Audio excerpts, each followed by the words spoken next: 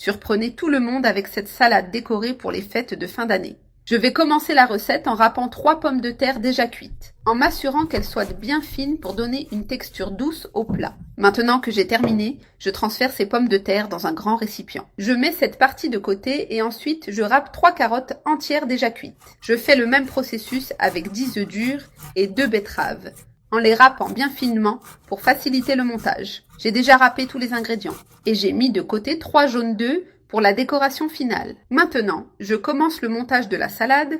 Je prends une partie des pommes de terre râpées et je les place dans un moule. Pour faciliter le démoulage, j'ai tapissé le moule avec du film alimentaire et je l'ai badigeonné d'un peu d'huile d'olive. Avec un verre ou un bocal, je presse les pommes de terre au fond du moule en veillant à ce qu'elles soient bien compactes et nivelées. J'ajoute un peu de sel sur la couche de pommes de terre pour rehausser la saveur. Maintenant, j'étale de la mayonnaise par-dessus, en couvrant bien pour donner de l'onctuosité et aider à la fixation des couches suivantes.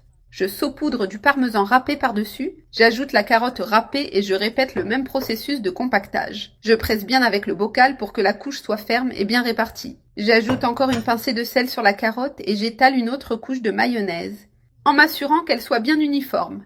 Maintenant, j'ajoute une couche d'œuf râpé et je presse à nouveau avec le bocal pour bien niveler.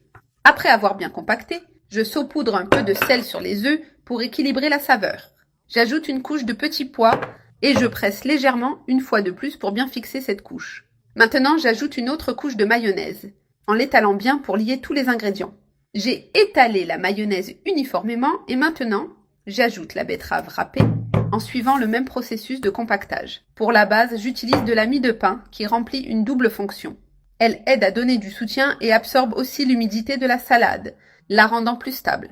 Je presse bien la mie de pain pour qu'elle soit bien compacte et qu'elle remplisse son rôle dans la structure de la recette. Maintenant, je referme bien la salade avec les bords du film alimentaire et je la mets au réfrigérateur pendant 3 heures pour qu'elle prenne bien. Je l'ai sortie du réfrigérateur et je l'ai démoulée. Regardez comme elle est belle et bien structurée. Pour la décoration, je dispose des feuilles de laitue, apportant ainsi de la fraîcheur et une jolie finition à la présentation. Je répartis les feuilles tout autour, en veillant à un rendu harmonieux. Maintenant, sur le dessus, je commence la décoration, avec de la carotte râpée, pour créer un effet coloré et attrayant. Ensuite, j'ajoute des pommes de terre frites en fils, en répétant le même processus que pour la carotte, afin de bien les répartir de manière uniforme.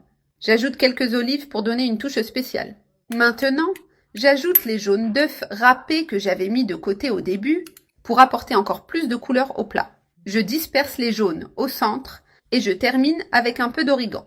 Enfin, j'ajoute une touche spéciale avec des fleurs comestibles, rendant ainsi la présentation encore plus charmante. Il suffit de laisser libre cours à sa créativité pour que la salade ait un aspect incroyable. Et notre recette est prête.